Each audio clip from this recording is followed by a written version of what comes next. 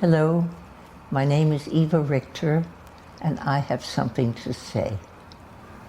I feel very, very beholden to the UN with regard to my own life.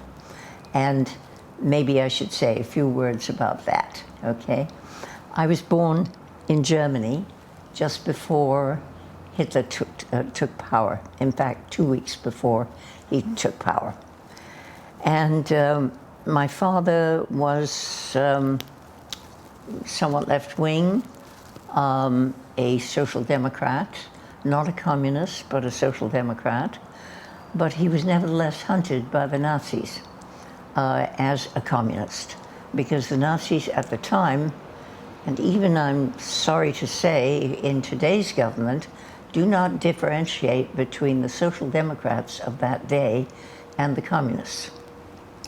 And so they hauled him in for interrogations, kept him for some time, had a maid that my parents employed come in and talk to them too. And the maid said, of course he's a communist.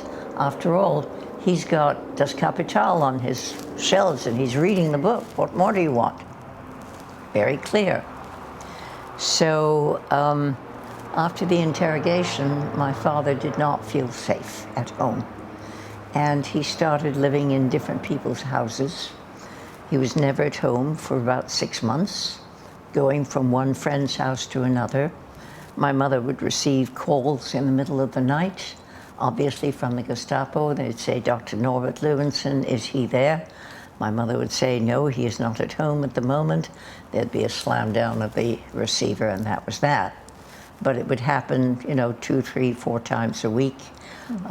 They were searched and so on. There were people coming to the house, examining the rooms and so on and so forth. The whole situation was very, very upsetting. I was a small child. I was, as I said, 2 years old when, 2 weeks old when Hitler took power. And both my parents, by the way, were doctors.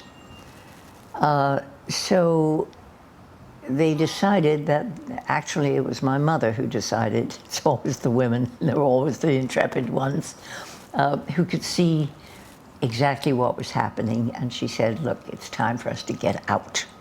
We have to leave. We have to leave immediately. This is not safe.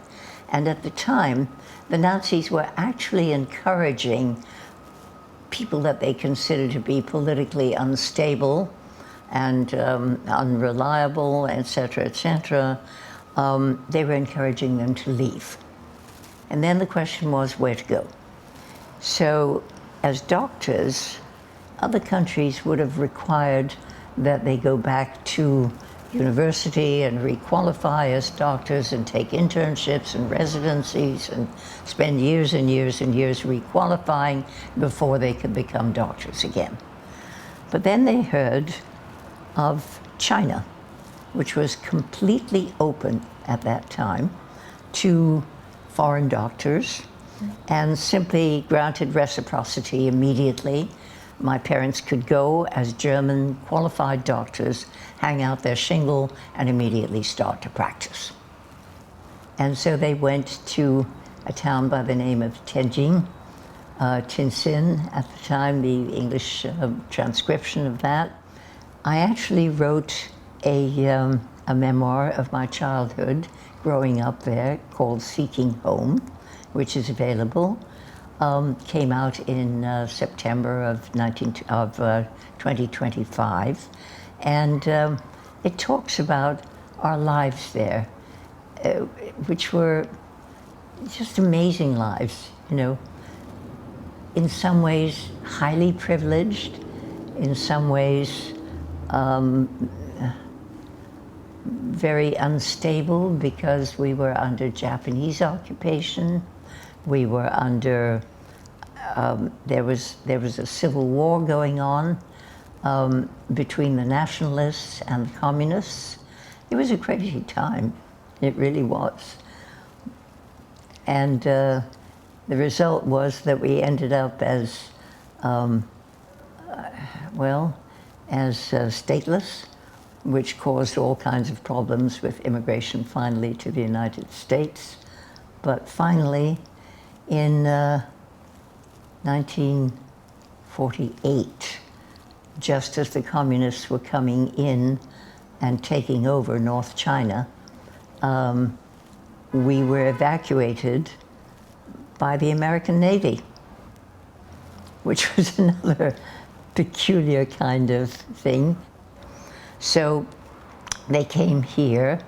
My mother and I came here legally, and within 5 years, we actually got citizenship. My father's situation was different. He was born in what was Germany until 1919. And then in 1919, after the First World War, it reverted to the country that it really belonged to, which was Poland. So he was under the Polish quota, which was very, very limited in those days. In fact, there was a 6-year wait on the Polish quota. My father had to stay in China. He was eventually evacuated by the American Navy down to Shanghai, and from there, the American Navy put him on a Navy gunboat, believe it or not, and took him to the naval port of Los Angeles, which is called Hueneme. And that's where he entered with a special transit visa from Los Angeles to New York for 59 days. He was allowed to stay in this country for 59 days, but then he was being repatriated to Germany, which of course he would never accept. Never, ever. He never wanted to go back, never wanted to have anything to do with the Germans ever again. You know, it was very, very bitter. So after 59 days, he was an illegal. And here, you know, undocumented and so on and so forth. And that started a whole process. But then finally, after 3 years, my father was legalized. I taught at Kingsborough Community College for 30 years. I taught at various other sections of the City University of New York. I taught at Rutgers. I taught at the University of Nebraska. I have taught abroad. I've taught in China. I've taught in England. I've had quite a career teaching English mostly. I retired for a number of reasons after 47 years of teaching in 2001. And a friend of mine said, well, what are you going to do for an encore? You're not just giving up at this point, are you? And I said, no, I certainly would like to do something. And she said, well, what do you have in mind? I said, well, ideally, obviously, I would love to work for the UN because I feel very, very beholden to the UN. So I started working with various advocacy groups, you know, first a women's group and so on. And then in 2006, Kofi Annan started in with, we have to do something about this pattern of migration that is developing all over the world. And we have to be able to harness it to make some money for the world, you know, neoliberal policies and so on and so forth. And the idea was that in allowing migrants to go from their countries to foreign countries and work and return money to their own countries, they were going to foster all kinds of development for their own countries and so on and so forth, you know. So it was going to be a very advantageous, economically advantageous kind of movement around the world. Well, a number of us got onto a bandwagon at that point and said, oh, wait a minute, you can't just use migrants as though they were migrants and refugees as though they were commodities to be used throughout the world. First of all, you need a humanitarian framework, and second of all, you need some rationalization of the whole program, you know. And that's when we established the NGO Committee on Migration with a humanitarian basis, one of three organizations that formed the three pillars of society's interventions, of civil society's intervention, and it has now become a huge movement. So that's what I've been working on most recently. I keep saying, at this age, I'm a little bit too old to be involved in this. I don't want to be part of a gerontocracy. I want the young people to be able to step up and so on. But quite frankly, the whole situation has become so dire for migrants and refugees all over the world, and they've become so exploited in so many ways, and particularly here in this country, you know, with the most recent policies against migration, that I feel I'd be abdicating responsibility if I didn't still step up. And so I've been working with them.